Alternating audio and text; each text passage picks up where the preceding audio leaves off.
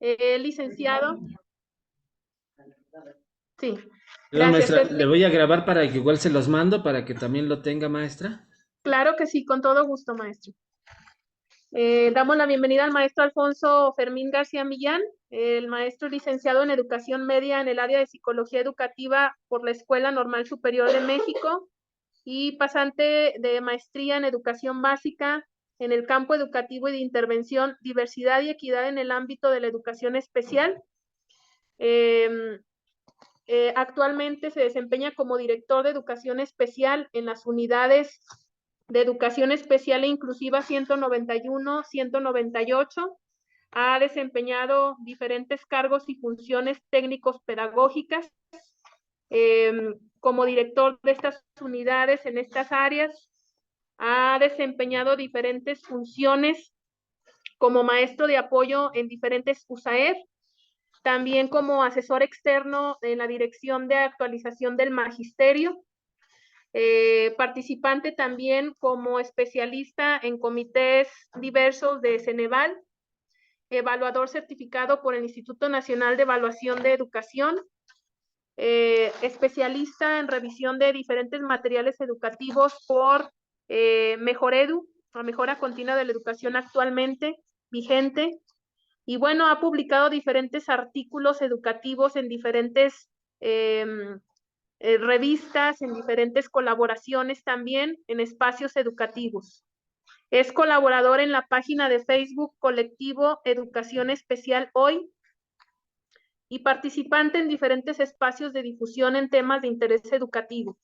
Realmente nos enaltece mucho, maestro Alfonso Millán, contar el día de hoy con su presencia. Quisiera yo leer la gran trayectoria y preparación que tiene, basta en cursos, en acercamiento con espacios de formación continua, pero principalmente destaco el interés y la disposición de seguir contribuyendo con todos y cada uno de nosotros a favor de que la educación se esté desarrollando con escenarios oportunos y relevantes para nuestras niñas y nuestros niños.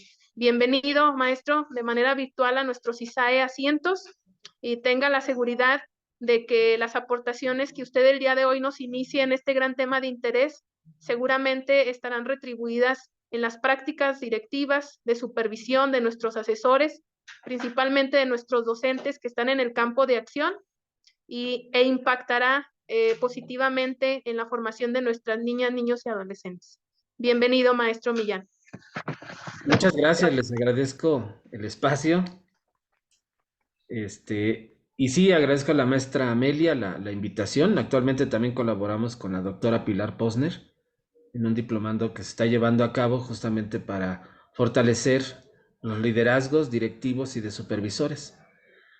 En estos temas hoy vemos la necesidad y la importancia que va ganando el tema de la inclusión, que es un tema que nos ocupa a todos. Sabemos también, bueno, desde la página en la cual colaboro, Educación Especial Hoy, también aprovecho para el comercial, ahí nos pueden buscar, pues también vemos esa necesidad de poder ir generando, construyendo escuelas cada vez más incluyentes, ¿no? La transformación de prácticas sigue siendo un reto, la evaluación de los aprendizajes de igual manera, pero sobre todo el poder garantizar que todas y todos los niños pues participen y aprendan en igualdad de oportunidades en los salones, ¿no? Que ese es un reto para todos independientemente de los avances o no que tengamos con relación a la inclusión, pero ya los caminos se están construyendo para ello, ¿no? Las rutas de las normatividades ya están ahí y nos indican justamente entrar a estos temas, ¿no? Y justo el planteamiento de la nueva escuela mexicana también aborda este gran tema. Entonces, el día de hoy es compartir un enfoque, un marco de trabajo, no es una estrategia, no es una metodología, sino es un marco de trabajo que nos puede ayudar a este tema, ¿no? A garantizar la inclusión de todas y todos, y que es el tema del diseño universal para el aprendizaje. Entonces, la intención es poderles darles una breve introducción a este tema y me voy a permitir aquí compartirles pantalla. Y ahorita me avisan si ya se ve.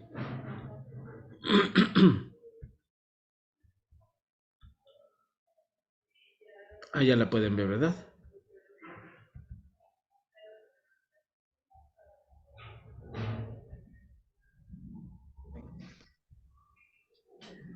Sí, ¿verdad, Parece maestra? que se está cargando el archivo, maestro. Ok, ustedes me avisan si hay alguna dificultad.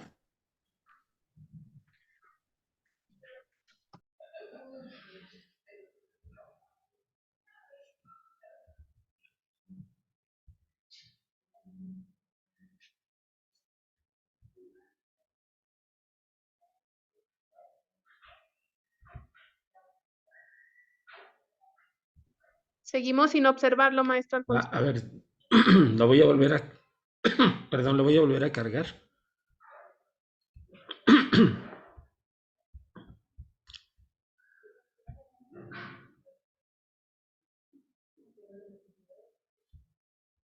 A ver, ahorita volvemos a ponerlo.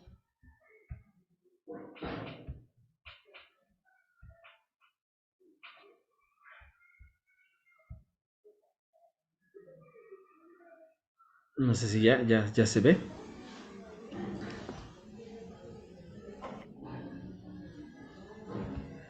Ya lo podemos observar, maestro Alfonso. Muy bien. Entonces les decía, es hacer una pequeña introducción. Y para ello, siempre también cuando me gusta hablar de los temas de inclusión, considero necesario es el hablar de la educación para todos, que es un concepto que a través de los años ha venido también ganando mucho terreno y estas ideas de educación para todos, pues aterrizan en la parte de lo que es la inclusión en las escuelas. Por tanto, quiero nada más mencionar algunos de una parte del recorrido histórico con relación a este concepto de educación para todos y cómo ha venido transformándose y cómo ha venido incorporando la necesidad de garantizar una educación como derecho para las y los niños, y eso pues también es un elemento importante que hay que tener. Y por ejemplo, desde 1948 en la Declaración de los Derechos de los Derechos Humanos es cuando aparece por primera vez el concepto de educación como derecho.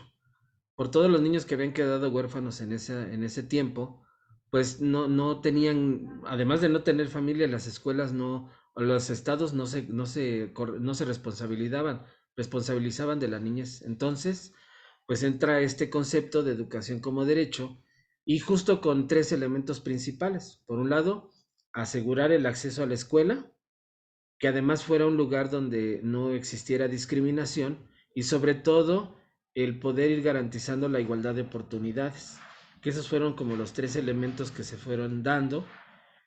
Eh, y hasta 1989 se vuelve a retomar, porque con lo que se había hecho en el 48, pues no había sido suficiente para garantizar este derecho de las y los niños. Por eso, en esta convención de los derechos de los niños, se agrega otro concepto, que es de que no nada más se encuentren en la escuela y como un derecho los alumnos, sino además que tengan ese ejercicio pleno de calidad y con dos también elementos súper importantes, ¿no? El poder desarrollar los talentos de cada persona, pero también su aprendizaje.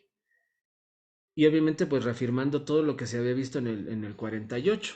Y aquí vamos viendo en esta evolución cómo el concepto de derecho y de atención a la población pues también va adquiriendo otros elementos. Para 1990, con la educación para todos, cuando surgen estos conceptos, pues hay algunas recomendaciones que se agregan, como la que aparece aquí en la pantalla. Universalizar el acceso a la educación básica para poder reducir las desigualdades y también ir eliminando la discriminación y sobre todo a potenciar todas las posibilidades de aprendizaje, tanto en los grupos pero sobre todo en aquellos que se encuentran en una situación de vulnerabilidad. Entonces ya no nada más sí son todos los alumnos, pero se empieza a mirar a aquellas poblaciones que por la cultura, por las circunstancias en las que viven, siempre han sido vulneradas, como son las personas con discapacidad u otros grupos, ¿no? Como los migrantes, las personas de comunidades lingüísticas. Entonces, eso se va haciendo y para el 94 con la declaración de Salamanca, pues además se integra la necesidad de poder recibir y tener a todos los alumnos independientemente de la condición personal que presentaban. Es cuando se hace todo el movimiento de integración a nivel internacional. Y aquí, independientemente de su condición personal, hablando de discapacidad, ser una persona sobresaliente o pertenecer o ser niños de la calle, las minorías étnicas, las lingüísticas o culturales, pero también se consideran aquellas zonas desfavorecidas o marginales. Entonces aquí ya vamos viendo cómo la educación como derecho y garantizar a aquellos grupos vulnerados se ha venido dibujando y que no es nuevo, ya lo teníamos, pero justamente al no poder garantizarlo, pues se van precisando muchas cosas. Y fíjense que para 2015, después de que se ve todo lo de Salamanca y la educación para todos, se sigue exigiendo y se sigue poniendo la mirada sobre todo en la atención a los alumnos que están en situación de vulnerabilidad o tienen necesidades específicas de aprendizaje. Y desde ahí tenemos como ese margen también para poder entender que no es una situación ni nueva, no es una necedad de nadie, ¿verdad? No, no es del CISAE, ¿verdad? Que quiere que todos sus alumnos estén incluidos, sino es una necesidad internacional, ¿no? Para poder garantizar estos derechos. Sin embargo, aún con todos esos cambios de mirada hacia poder incluir a todos, sí hay datos relevantes que hay que considerar. Esto lo dice Alba Pastor en su libro de Diseño Universal para el Aprendizaje. Desafortunadamente, estos cambios de mirada hacia la diversidad no han sido acompañados con los cambios del modelo inclusivo de enseñanza que hoy se espera, ¿no? Y sí seguimos como muy atrasados en esta parte. Y además, otro punto que ha causado mucho furor, sobre todo, por ejemplo, aquí en Ciudad de México, es la gran diversidad existente también en las aulas. O sea, no nada más son las personas con discapacidad, no nada más son las personas migrantes, indígenas, que están en una situación de enfermedad, sino también aquellas otras que por situaciones de conducta, también necesitan pues un trabajo específico, pero también que garantice que estén participando en la escuela. Entonces, esa información también ha sido relevante. Estos cambios que vimos ahorita nada más en estos acuerdos internacionales no han venido acompañados con cambios en la parte didáctica, ¿no? Por ejemplo, de los docentes. En la misma formación que ahorita lo vamos a ver. Esa falta de cambios didácticos y curriculares que también no hemos podido lograr entender y concretar, pues es también algo que seguimos viviendo, pero también en cuanto a la organización escolar, ¿no? ¿Cómo nos organizamos? ¿Somos realmente una escuela que incluye? Y si pensamos, por ejemplo, en la fase intensiva del Consejo Técnico de este ciclo escolar, se acuerdan que venían tres aspectos bien importantes, ¿no? La participación, la inclusión y la equidad, y teníamos que evaluarnos cómo estábamos ahí. Y a veces no reconocemos eso, pensamos todavía que el hecho de que estén en la escuela ya es inclusión, y no somos capaces de mirar cómo nosotros generamos barreras, ¿no? Para ese aprendizaje o la participación de los alumnos. Los tiempos, ¿no? De trabajo en las escuelas y los espacios, cómo estos a veces tampoco los consideramos para poder diseñar acciones o propuestas de trabajo donde todos participan. Y esto acompañado de la formación de competencias docentes, ¿no? Desde nuestra formación inicial o en la misma formación actual, ¿no? No hay tanto curso que tenga que ver con esto que estamos trabajando, ¿no? No hay para diseño universal, no hay para poder trabajar inclusión, no hay muy poco. Entonces, hemos visto desde la página que la parte de la inclusión no es algo que llame la atención de las personas ahorita lo vamos a ver, creo que también por parte de cómo tenemos una cultura, y las prácticas que hemos tenido. Pero aunado a esas situaciones, ¿no? Los cambios de la forma de mirar a la diversidad, estas necesidades de fortalecimiento en las escuelas, también tenemos que preguntarnos, como lo hace Alba Pastor, ¿por qué determinados alumnos no aprenden o desarrollan aprendizajes en el mismo grado que otros? Que ese también es otro de los planteamientos que a todos los maestros ocupa, ¿no? Cuando se enfrentan a una diversidad de alumnos y cuando más cuando hay algún alumno que presenta alguna condición de discapacidad, o en esa variable de la diversidad, pues también le genera conflicto, ¿no? Y eso, bueno, pues hay que irlo considerando. Y porque hay estos discursos, desafortunadamente siguen vigentes estos discursos que me pareció importante aquí señalarlos, ¿no? Y son discursos que a veces en la comunidad escolar o de los docentes siguen existiendo, como por ejemplo, son estudiantes que no se esfuerzan, ¿no? Son estudiantes que no tienen interés, o en estos casos, ¿no? En el caso de la discapacidad, pues no dan para más. Y son situaciones que también escuchamos en un lenguaje a veces común, y eso pues también hay que irlo trabajando, porque también eso se convierte hasta en una barrera actitudinal de nosotros hacia los alumnos. Pero también los enfoques tradicionales, ¿no? Que no hemos podido transitar a usar otro tipo de metodologías, y además damos el peso de que el fracaso de escolar es del alumno, ¿no? Y sigue pasando, mi hijo que está en secundaria, a veces llega y pues dice que le fue mal en matemáticas y le preguntamos, a cuánto les fue mal y casi a la mitad del salón. Y entonces el maestro responsabiliza a los alumnos, ¿no? Que ellos son los que no aprenden. Y si son 15 alumnos de 30 pues entonces, ¿en dónde están las situaciones? ¿No? O sea, seguimos depositando el fracaso en el alumno y no en nuestras propias prácticas. Y además, pues también a veces la limitada posibilidad que les depositamos a las personas, ¿no? Porque no consideramos que pueden desarrollar conocimientos o que pueden también generar estrategias propias independientemente de la condición que tienen. O sea, nosotros también tenemos bajas expectativas hacia el alumnado. Y esos elementos pues tampoco ayudan, ¿no? Cuando tienen que atender a un niño. Y hoy hemos visto que están llegando cada vez más niños con alguna condición a las escuelas. Y eso ya es una realidad por todo esto. Con base en ese panorama real que vivimos, pues entonces surge esta idea, justamente por ello, justo esta idea de poder trabajar para todos, buscar alguna respuesta bueno, más bien un planteamiento que les ayudara a dar respuesta a la mayoría de los alumnos.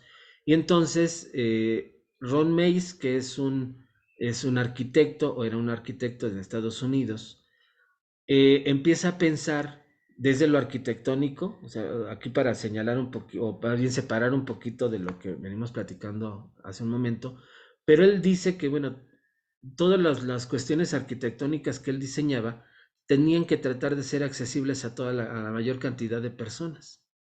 Y entonces, desde este ámbito de la accesibilidad arquitectónica, pues entonces empiezan a retomar las ideas para llevarlo al plano educativo.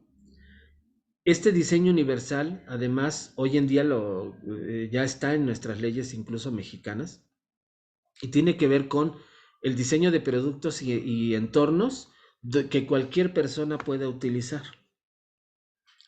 Ya los edificios actuales en México tienen que contar la mayor cantidad de accesibilidad posible.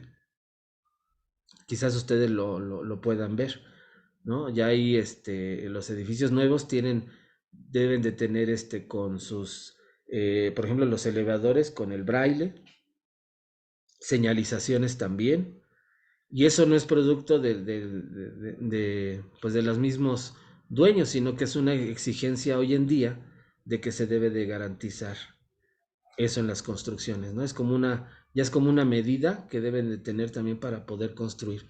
Pero también hoy en día lo podemos ver en los productos y en los bienes y servicios. Un bien y servicio que utilizamos y que es una muestra muy concreta del diseño universal son nuestros celulares. El celular ahora tienen cada vez mayores cantidad de accesorios. Incluso uno de los elementos que podemos buscar en nuestro celular es el de accesibilidad. Y en el de accesibilidad ahí tenemos varias herramientas, ¿no? Por ejemplo, el lector de voz. También tenemos la vibración también del propio teléfono. Y tenemos un sinfín de cosas porque la intención es que llegue a la mayor cantidad de personas y que no le implique a veces, o cuando no llega a todos, y no implique en sus ajustes, pues como algo desproporcionado. Y esos son los ajustes razonables. Esos planteamientos del diseño universal los atraen a la parte educativa. Pero además el diseño universal cuenta con 7 principios para el diseño de esos productos y entornos. Y esos principios también quiero compartirlos porque en el diseño universal para el aprendizaje, que también pueden encontrar varias versiones, estos 7 principios los tomo del diseño universal para el aprendizaje accesible, que es DUA-A. Justamente retoma estos 7 principios y ahorita los vamos a ver como un tanto rápido. Por ejemplo, nos hablan del uso equitativo. Todo lo que hagamos, por ejemplo, ya me voy ya directo a la escuela. En la escuela, las planeaciones o el ejercicio ya de desarrollo de mi planeación tiene que garantizar un uso equitativo. Y aquí nos dice que el diseño se utiliza por personas con distintas capacidades y habilidades. ¿Qué significa esto? Que implica que los espacios que yo voy a utilizar, las actividades que voy a diseñar para el trabajo en las aulas y los materiales que ocupo sean accesibles y equitativos para todos. Esto también nos puede servir como un parámetro para ver qué en tanto nuestra planeación es incluyente. Porque pueden tener una planeación metodológicamente buena, ¿no? Hasta didácticamente bien, pero a lo mejor no es accesible para todos. Y ese ejercicio ya lo pudimos realizar acá con los compañeros de los servicios que coordino, y eso nos dimos cuenta, ¿no? Pudimos ver planeaciones bastante interesantes en lo didáctico, en lo metodológico, pero que no daban respuesta a todo el alumnado que se encuentra ahí, y eso es interesante de ver. Entonces, estos 7 principios, ustedes los pudieran utilizar como una herramienta de medir en sus escuelas qué tan accesibles son las planificaciones que hacen los maestros, ¿no? Y al serlo accesible, pues podemos ver qué tan inclusivas también son nuestras prácticas. Y entonces hay otro, el principio 2, que habla de la flexibilidad de uso, que dice, el diseño es adaptable a una amplia gama de preferencias y capacidades individuales. ¿Qué quiere decir esto? Que implica múltiples modos de acceso y expresión. ¿Cómo le voy a brindar la información a los alumnos? Que esa información sea accesible para todos. Tenemos a veces en las aulas niños que no leen ni escriben en grados superiores, ¿no? Tercero, cuarto, quinto año de primaria, a veces hasta en sexto. Y queremos que para que aprenda le doy una lectura, pero será el único canal de acceso a la información que pueda tener. Creo que lo vivimos hasta cuando estuvimos en pandemia, ¿no? Hubo tanta producción de cosas y buscábamos hasta tutoriales para que el niño los pudiera ver. Y son las nuevas formas que podemos encontrar. Entonces, yo garantizo que haya ese acceso y expresión de todo. Eso es importante. El tercer principio es el uso sencillo e intuitivo. Y entonces el diseño universal debe de ser fácil de entender independientemente de las experiencias de aprendizaje de las personas, de los conocimientos, de las habilidades lingüísticas o el nivel de conocimiento que tengan los alumnos. Y entonces implica asegurar que el alumno comprenda qué se va a hacer. O sea, así para hacerlo más sencillito. O sea, realmente las indicaciones que hago yo cuando diseño mi planeación, las comprenden todos y saben qué tienen que realizar. Ese es el otro punto que vamos a tocar. El principio 4, información perceptible. El diseño transmite la información de forma eficaz, independientemente de los ambientes, de su capacidad sensorial. ¿Qué significa también esta parte? Que la información sea perceptible para todo el alumnado. Por ejemplo, cuando tenemos también personas ciegas, ¿no? En las aulas, podemos usar otro tipo de material para que la información la reciba el alumno. Y ahí podemos utilizar pues audios, ¿no? Que pudiera ser lo más común para ellos, o incluso experiencias sensoriales, ¿no? Donde puedan tocar una planta, tocar algún, eh, no sé, una tortuga, por ejemplo, si estamos revisando algún tema con relación a ello. Entonces, es cómo le acercamos la información independientemente de esa situación que enfrentan las y los alumnos. Otro punto que también es importante reconocer es la tolerancia al error. El diseño minimiza el peligro y las consecuencias negativas de acciones accidentales o involuntarias. Y esto tiene que ver con eh, cuando no trabajamos también esa retroalimentación o cuando realizamos estrategias encaminadas a identificar o reconducir cualquier situación problemática. Y esa es la retroalimentación. Y permitir el error. A veces no lo permitimos y no guiamos a nuestros alumnos. ¿Sí? A veces también no consideramos esos elementos como una parte de aprendizaje. Y voy a otro. El principio 6. También las actividades que hagamos también que no representen un esfuerzo físico. Ay, denme un minutito, disculpen.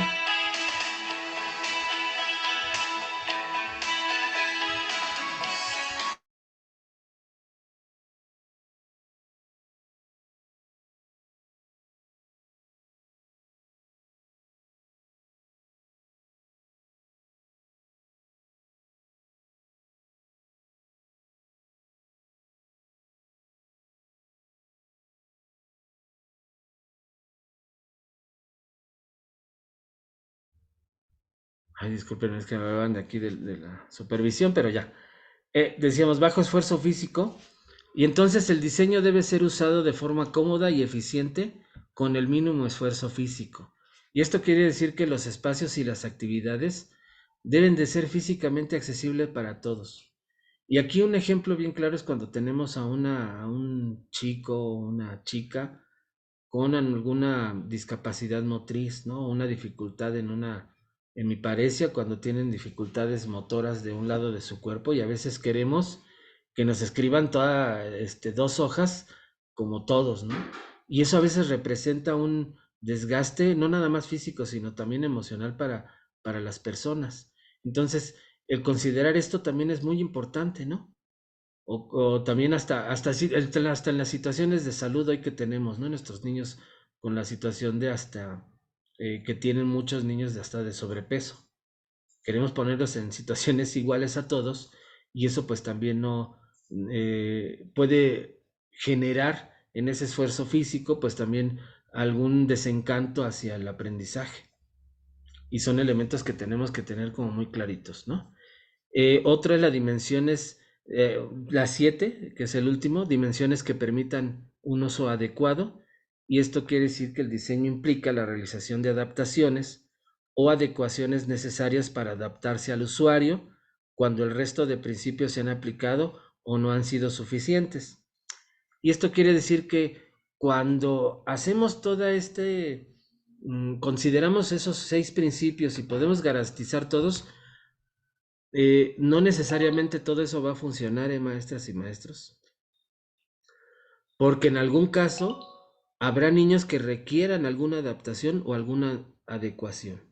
Eso es muy importante. Eso es muy importante porque a veces quienes trabajan el diseño universal creen que, desde que el diseño ya va a ser para todos, pues lo ideal es ese, que sí sea para todos.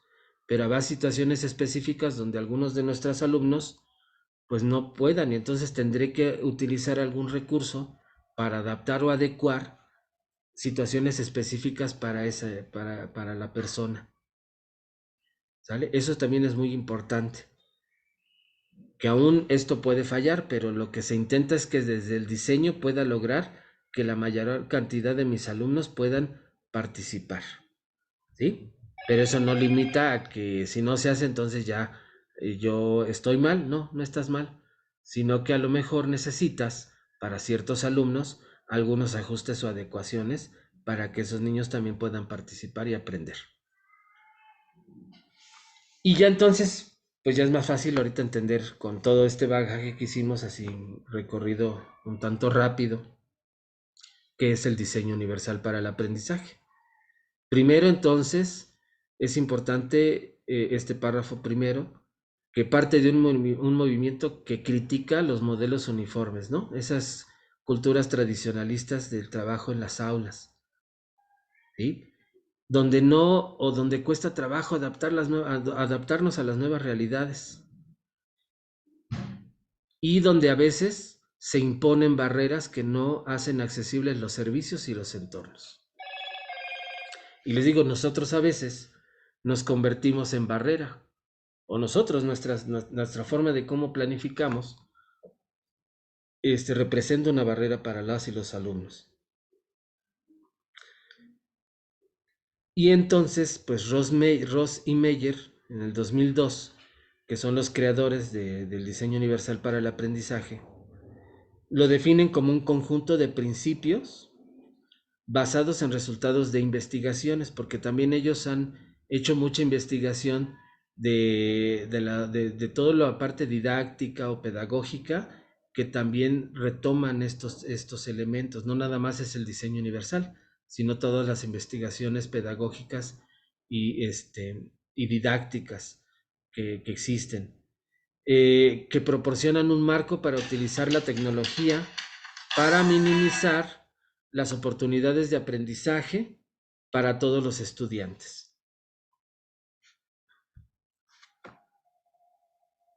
Y bueno, ¿en qué apoya el diseño universal para el aprendizaje? ¿En qué se apoya, perdón, el diseño universal?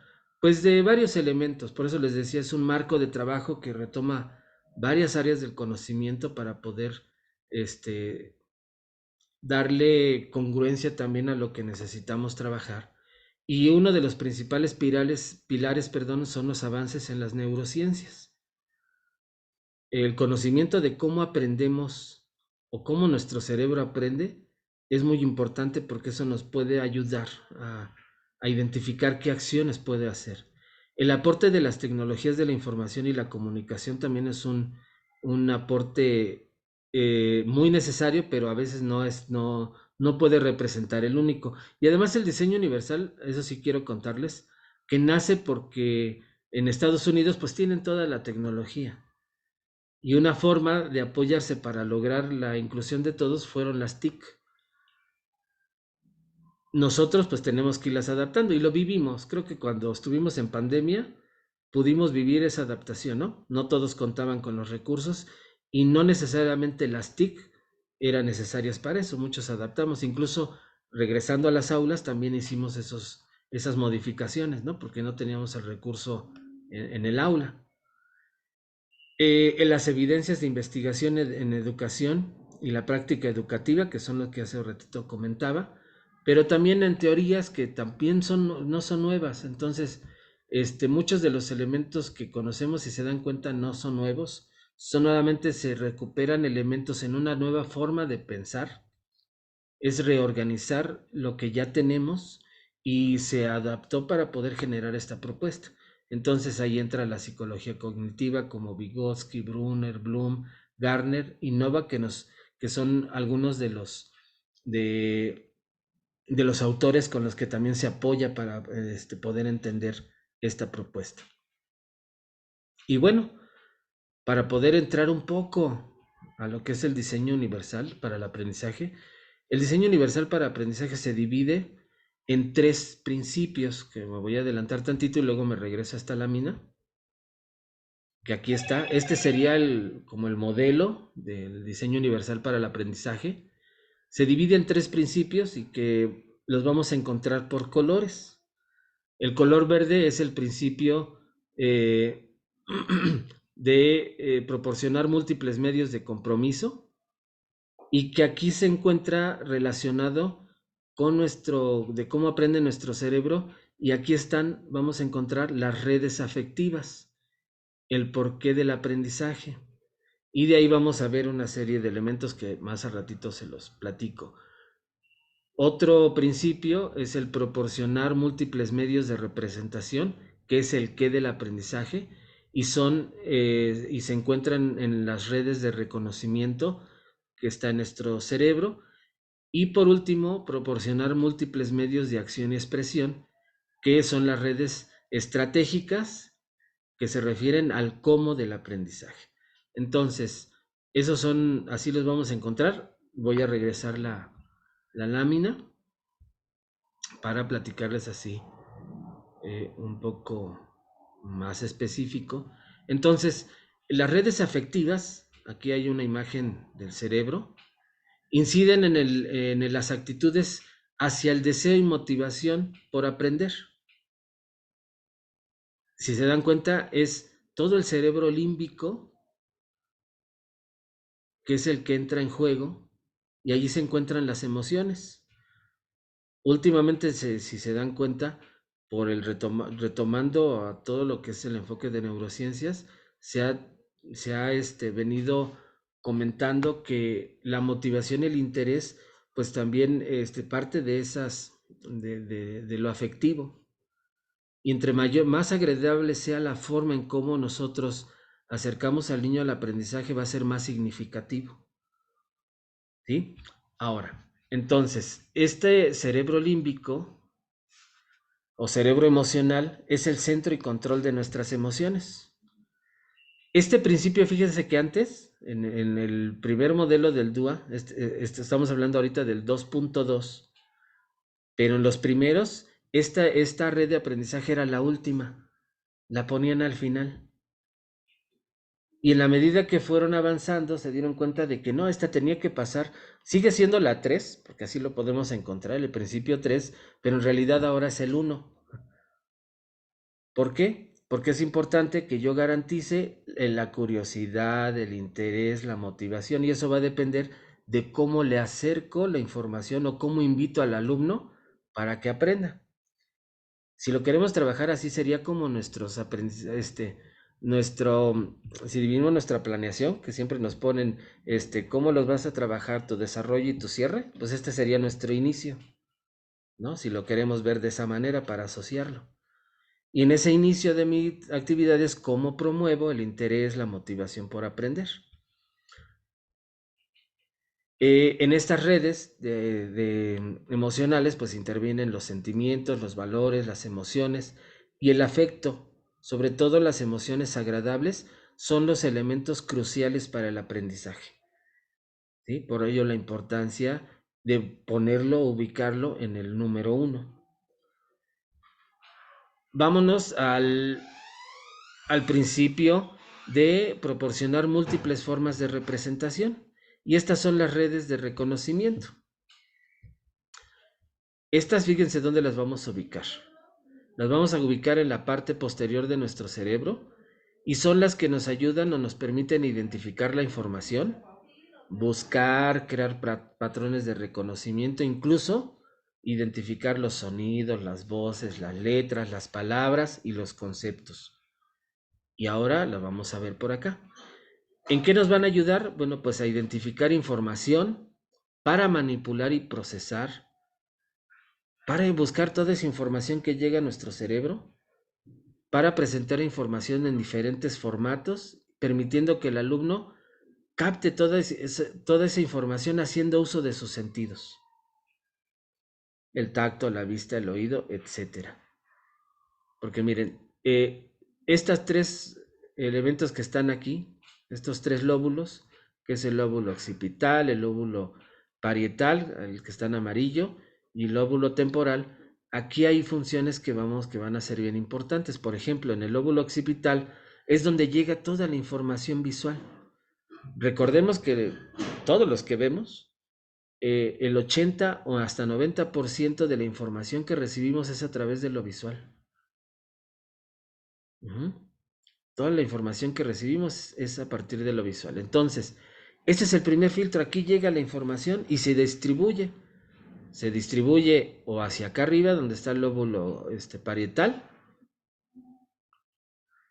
donde podemos ver el procesamiento de la información sensorial. O sea, llega la información y luego se distribuye, dependiendo. Si es de movimiento, se va hacia el parietal. Procesamiento de la información sensorial. Y aquí podemos hablar del conocimiento de los números, las relaciones que estos hacen, la manipulación de objetos. Por ello la importancia de que el alumno pues tenga objetos para poder manipular, ¿no? Porque eso también es parte del aprendizaje. Y cuando se va a lóbulos temporales, bueno, pues también ahí se va hacia la memoria, y la memoria pues nos sirve para recordar las palabras, para nombrar los objetos, ¿sí? Para esta memoria visual, recordar caras, imágenes, etcétera. Por eso si combinamos, y cuando hablamos, por ejemplo, del proceso de escritura, pues necesitamos que el niño pues vea las letras, incluso a veces hasta que las toquen, ¿verdad? Para que las sientan, las reconozca su cerebro y también guarde de mejor manera esa información para que después la pueda utilizar. Y entonces, pues se encuentra en esta red, pues la corteza visual, y está implicada para ver e interpretar todo lo que vemos. O sea, toda esa interpretación se ubica así como lo fuimos compartiendo. Por ello la importancia de que en esta representación, yo le tengo que proporcionar al alumno información de múltiples formas, ¿no? Con un video, se la puedo poner con un audio, lo puedo poner a que toque los objetos. Y si es visual, por ejemplo, niños que tienen dificultades en la lectura, pues también les entrego un resumen de la lectura. Lo importante es aquí, en esa representación, que yo le haga llegar los materiales de forma accesible a mi alumno o a mis alumnos. Y vamos a la siguiente, que sería el principio de proporcionar múltiples formas de acción y expresión. ¿Dónde se ubica en nuestras redes del cómo del aprendizaje? Pues en el lóbulo frontal. Y estas, bueno, ayudan al estudiantado a organizar ideas para organizar un plan de trabajo, para que puedan alcanzar esas metas de aprendizaje. Y bueno, el lóbulo temporal es responsable de todas nuestras funciones ejecutivas y son las que nos ayudan en esas operaciones mentales, pues a poder elegir, planificar, organizar, tomar decisiones, ¿no? Y eso entonces, si lo llevamos al alumno, es cómo él puede representar lo que aprendió.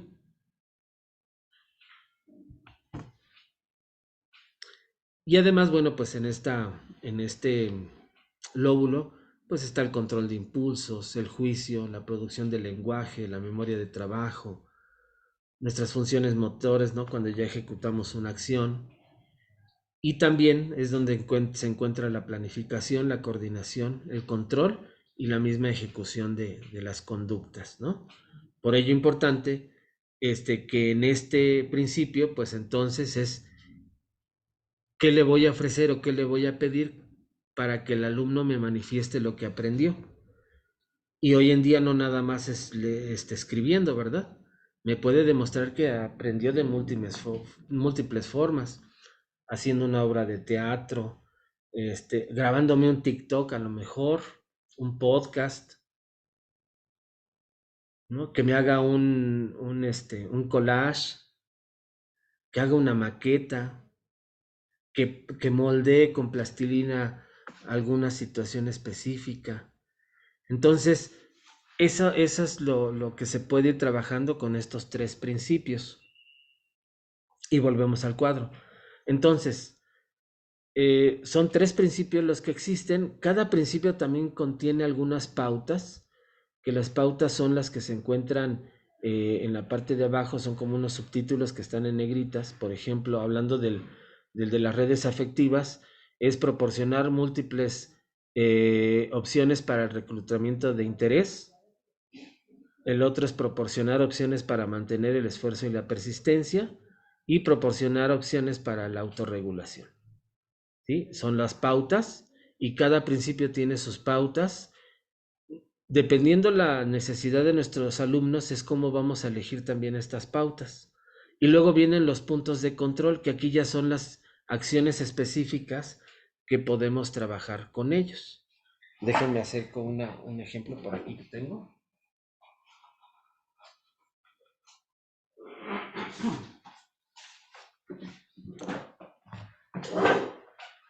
Pero así más o menos está ordenado. Les digo, esta es una pequeña introducción de este trabajo.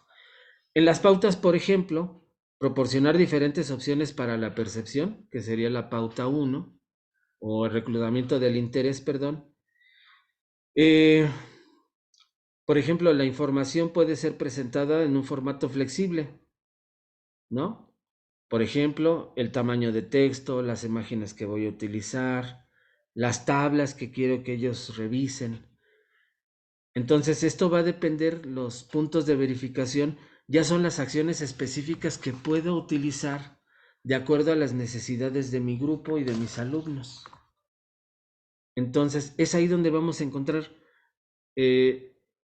para ello necesitamos conocer bien a nuestro grupo, cómo son y qué saben hacer, qué dificultades tienen, para que entonces yo voy a buscar qué necesito reforzar, con qué me tengo que apoyar, qué pauta me permite apoyarme para ello, y los puntos de verificación me van a dar las acciones específicas que yo puedo implementar en mi salón. Y cada principio más o menos se estructura de la misma manera. Para, por ejemplo, que reciban ellos la información, por ejemplo, por proporcionar múltiples formas para el lenguaje y los símbolos, podemos encontrar también otro punto. Dice aquí, por ejemplo, insertar apoyos en vocabularios o símbolos de texto. Por ejemplo, poner notas, ¿no? En algunas definiciones también hacerles también como puntualizarles dónde están y señalarles cuáles son. Podemos poner ilustraciones que les ayuden a los alumnos. Entonces, eso va a depender de las necesidades que nuestro grupo nos va indicando.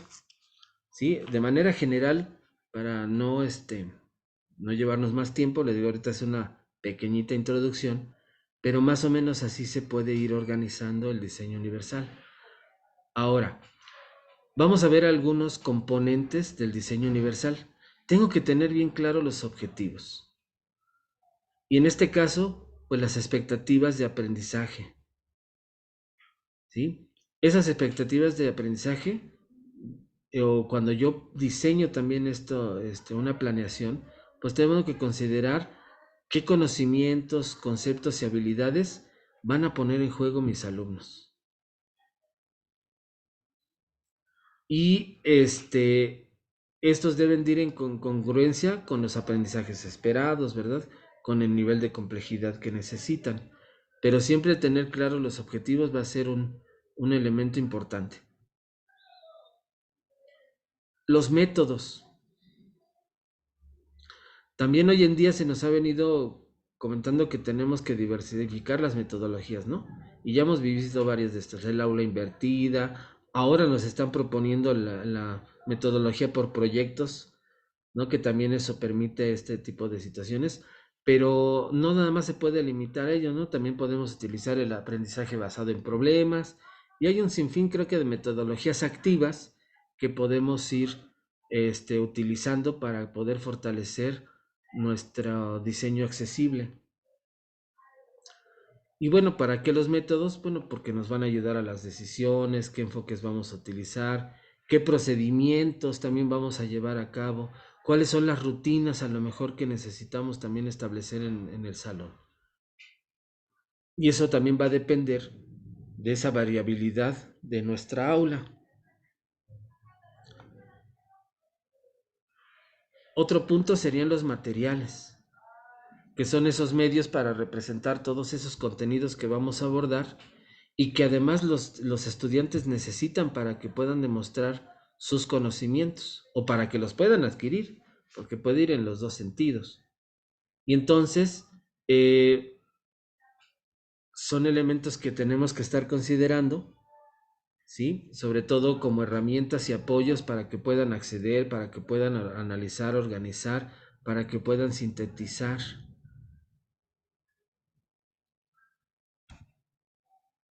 Y también otro punto, pues también la evaluación. Creo que la evaluación formativa también sigue siendo nuestro coco en muchos lugares, ¿no? Sobre todo el poder ir viendo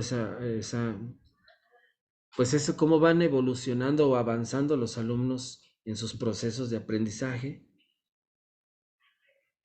Y es uno de los puntos también que es necesario estarlo recordando, ¿no? Y que hoy en día nos siguen promoviendo, ¿no? Toda la evaluación formativa. Y bueno, en estos, pues para ir cerrando, pues algunos tips para aplicar el DUA que están en el diseño universal para el aprendizaje accesible. Esto que ya mencionamos, ¿no? Primero pensar en esta pregunta, ¿qué vas a enseñar? Para ello necesitamos tener bien claros los objetivos y los contenidos educativos que vamos a utilizar.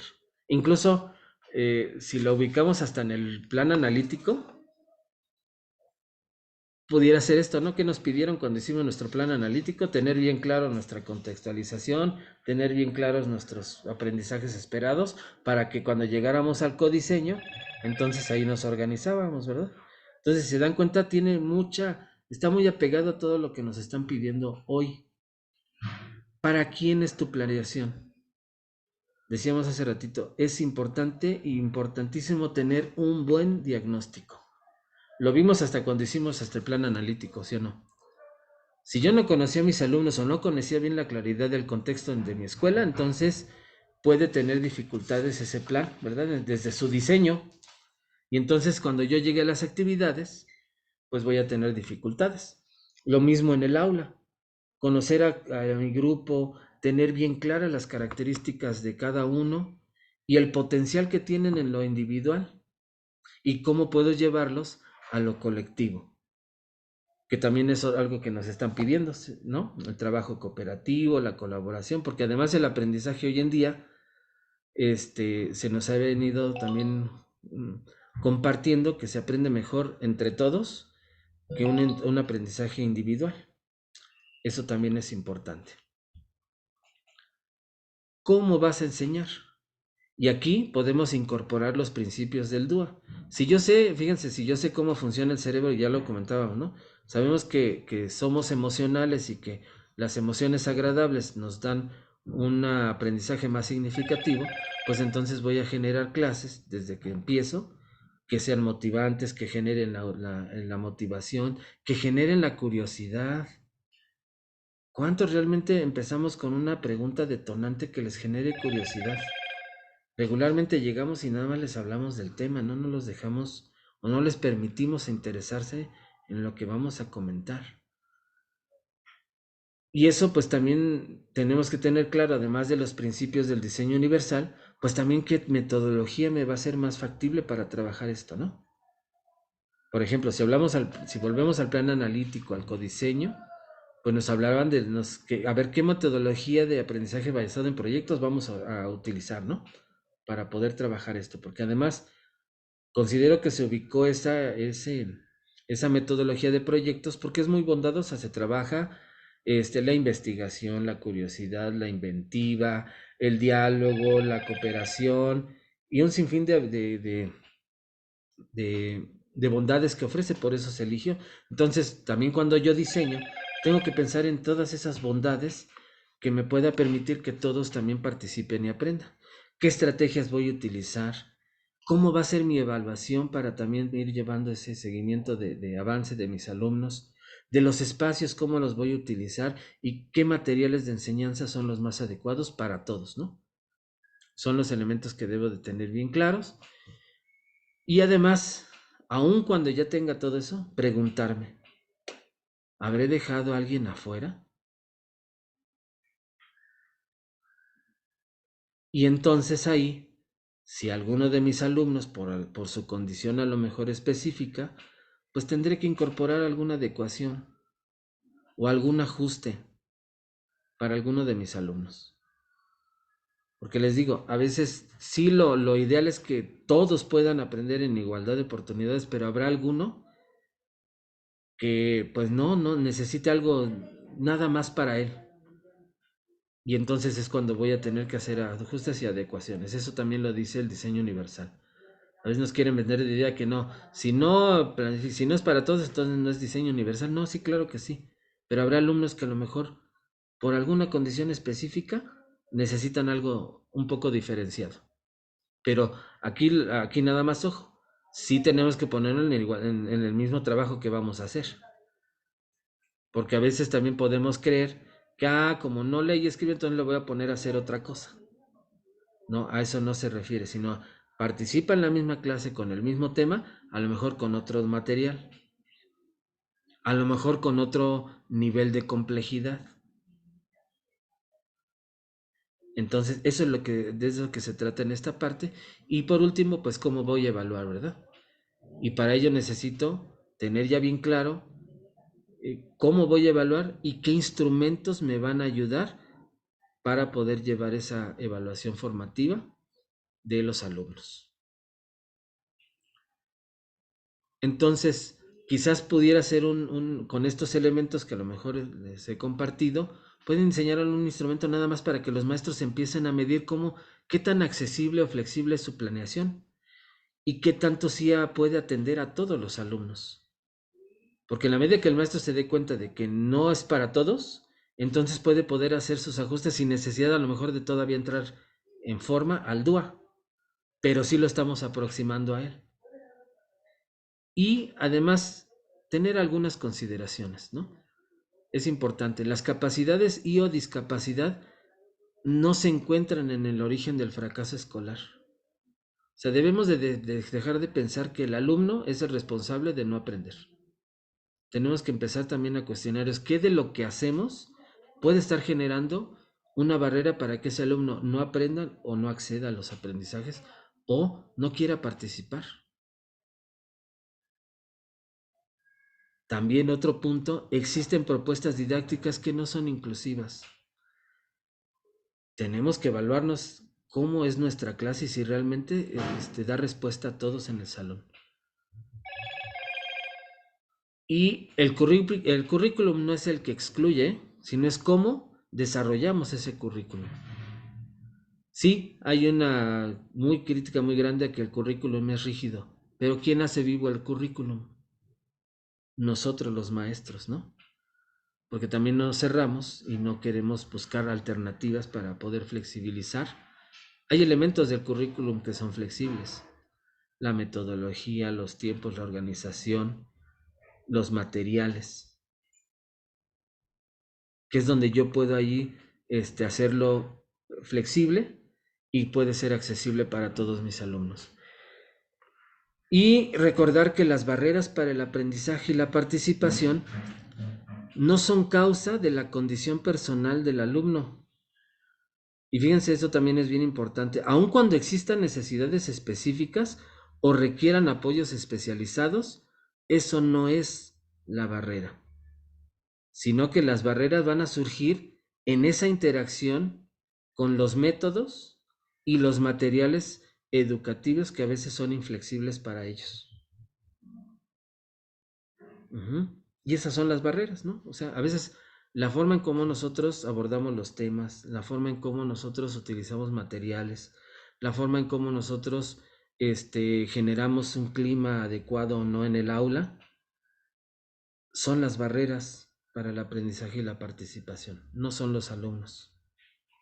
Y entonces cuando identifiquemos barreras, pues tenemos que identificar qué de lo que hacemos no garantiza que todos estén aprendiendo o que de todos no estén participando. Eso es muy, muy importante. Y bueno, pues sería todo, compañeros.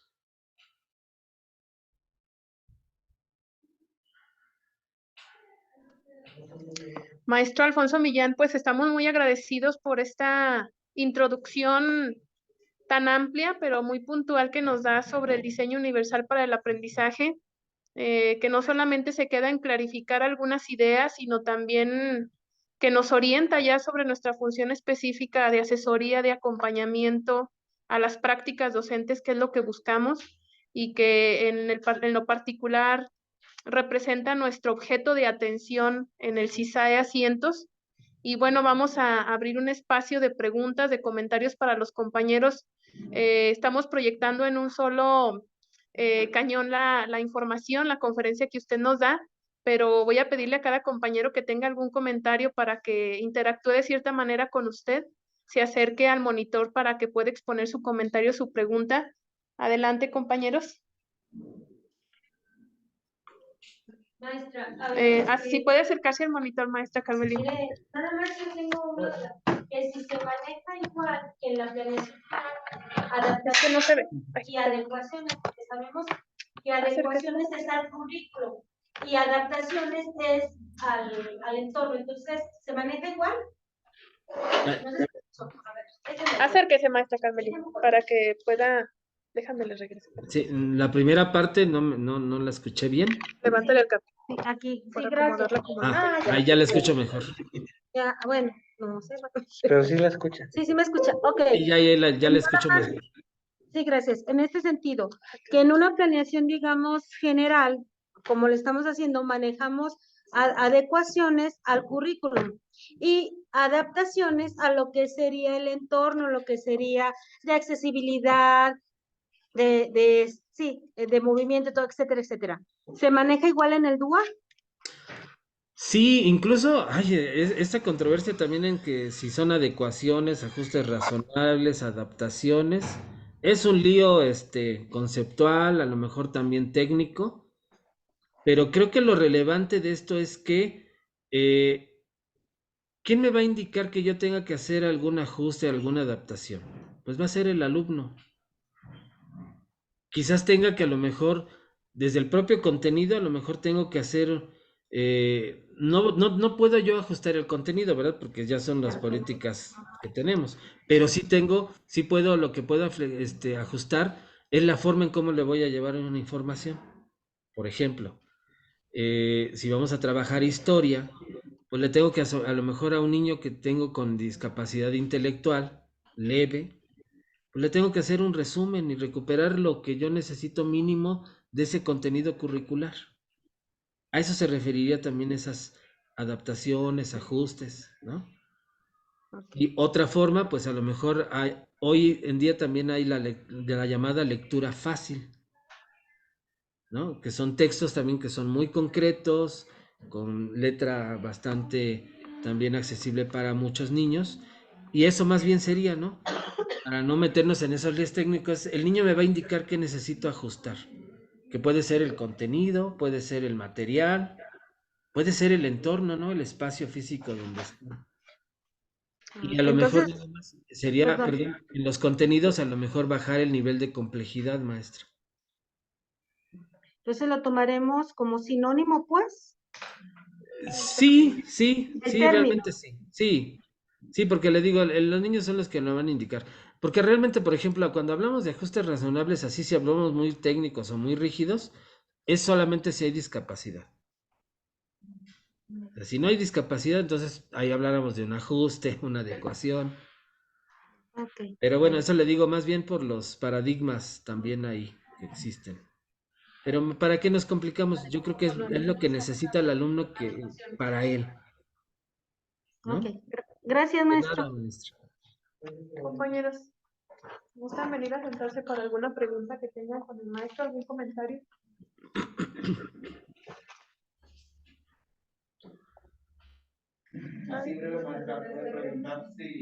Véngase, maestro. Para que el maestro también interactúe con ustedes y pueda observarlos. Que lo conozcan. Sí, que lo conozcan, que no crea el maestro Alfonso Millán que está solo aquí en la conferencia conmigo, ¿verdad? Aquí están los compañeros.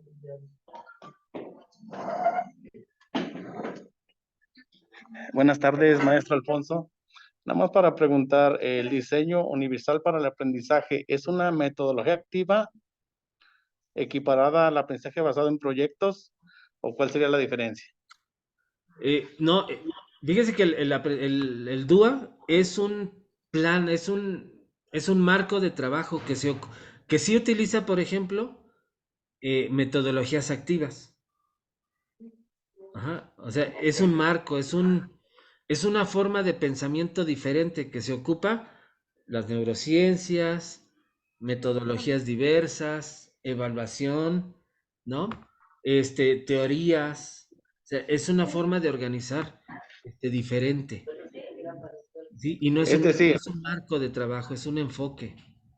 ok. Entonces, dentro del diseño universal para el aprendizaje están las metodologías Así activas. es. Ok. Sí, cuando yo hablaba hace ratito de los métodos, por ejemplo, cuando yo voy a diseñar, tengo un grupo. ¿Qué metodología me puede servir para ese grupo? Los proyectos, el aula invertida, aprendizaje basado en problemas. Hay otras metodologías como los grupos interactivos, por ejemplo. O sea, más bien el diseño se va a arropar de esas metodologías Ujú. de enseñanza para poder garantizar, porque aquí la clave es garantizar que todos aprendan. Ujú. Ok. Muchas gracias, maestro. De nada. Permiso. Compañeros, acérquense. Quítale ese cuadro. Vienen algunos compañeros más, maestro Millán. Sí, sí, claro, aquí estamos. Sí.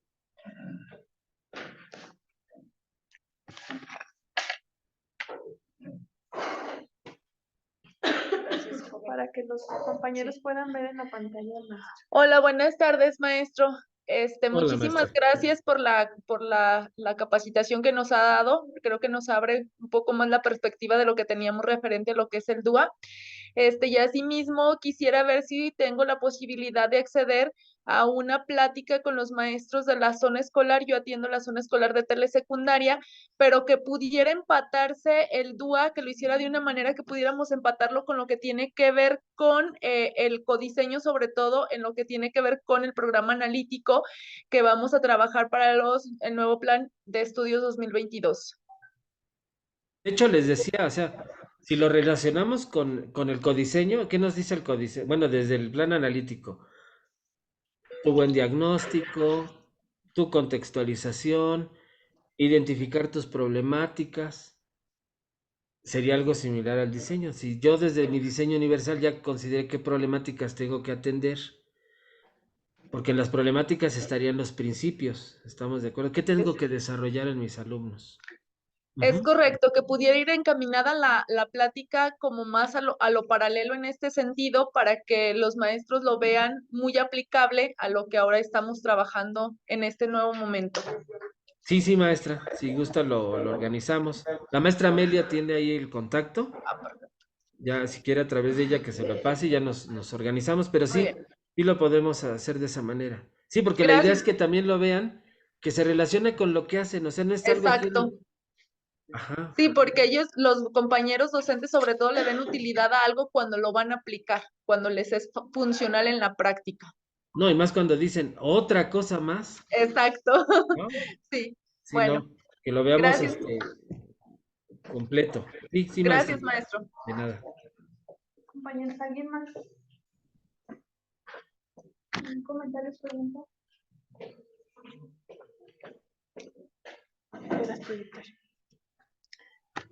Maestro Alfonso Millán, Sí, dígame. pues estamos muy agradecidos con usted por este tiempo que nos concede para enriquecer nuestra visión y el acercamiento con el diseño universal para el aprendizaje. Nuevamente refiero la claridad, lo concreto de la información y lo articulado incluso con los procesos que estamos vivenciando todos en educación básica.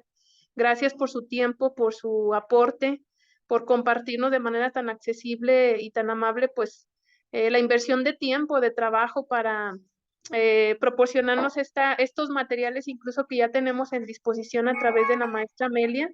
Y pues gracias por seguir colaborando por el bienestar de nuestras escuelas y el fortalecimiento de las prácticas docentes. Queremos hacer la entrega de manera virtual de un reconocimiento simbólico por nuestra parte. Esperemos tener oportunidad más adelante de conocerlo de manera personal. Estamos seguras que los aportes que usted puede seguirnos dando van a seguirnos enriqueciendo y qué bueno que esta sea el inicio de una red que se dé para todas nuestras maestras y nuestros maestros, primeramente en el municipio y por supuesto en el estado. Vamos a hacerle lectura al reconocimiento, maestro, que va usted a observar en este momento. Geras, ¿puedes proyectarlo en la pantalla?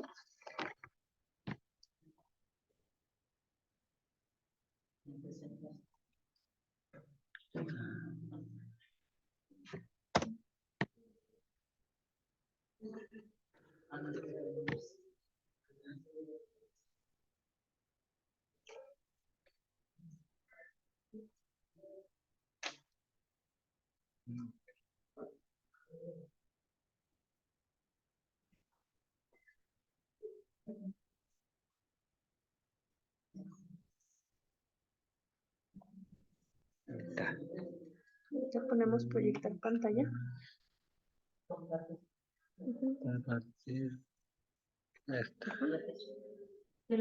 Ahí está. Sí, sí se lo vamos a hacer llegar, maestro. Pues el reconocimiento, ¿puedes ampliar solo la proyección, Geras? No sé si lo puede observar ya, maestro. Sí, maestra. Cierra la ventana de la derecha, Geras, para que solo quede esta, en la flechita.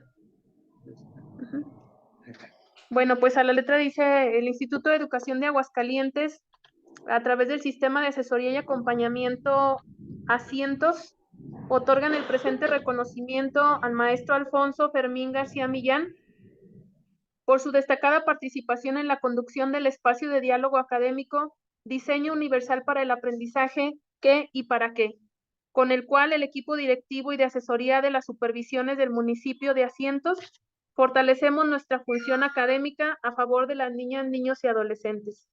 Su servidora, la maestra Alma Margarita Pérez Pérez, a nombre del gran equipo de trabajo del sistema de asesoría Asientos, del municipio de Aguascalientes, a 10 de febrero de 2022, maestro Alfonso Millán, queremos agradecerle infinitamente su apoyo, su colaboración y su tiempo en este espacio.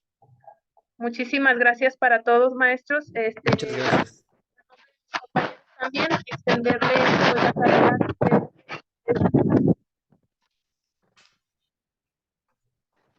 Muchas gracias, maestra. Un aplauso para el maestro.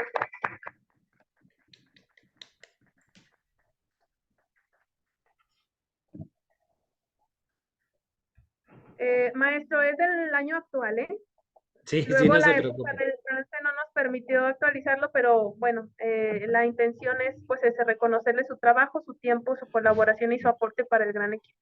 Muchas Muchísimas gracias, gracias maestra. por su Pues tiempo, maestro. espero haberles aportado, de verdad, y si en algún momento algún otro apoyo necesitan, si está en mi posibilidad también apoyarles, cuenten con el apoyo. Claro que sí, maestro, estaremos recurriendo a usted en lo inmediato. Muy Claro amable. que sí. Que tengan excelente tarde. Hasta A luego. través de la maestra Amelia, les comparto el video para que lo descarguen en un drive y también ustedes lo puedan tener ahí como una herramienta también, porque también en eso se convierten ahora de uso de Claro. tecnologías. Maestro, anticiparle y hacerle una petición que, bueno, algunos compañeros de otras ISAE sabían del acercamiento que tendríamos con usted y estaban interesados en unirse a la reunión, pero ellos expusieron en respeto del espacio que se había gestionado para aquí. Si nos permite difundir también el material, ¿Sí? la grabación con los compañeros de las diferentes ISAE que Sí, tienen claro que inquietud sí. pues, de tener este acercamiento con usted. Claro que sí, maestra. Le digo que lo grabo entre hoy y mañana en un drive. Ya les mando la liga para que ya ustedes la puedan ahí descargar y la puedan compartir. Claro que sí, estamos en la disposición. Claro que sí. Muy amable, maestro. No, Muchas gracias a gracias y mucho ustedes. gusto. Hasta luego. Igualmente. Hasta luego.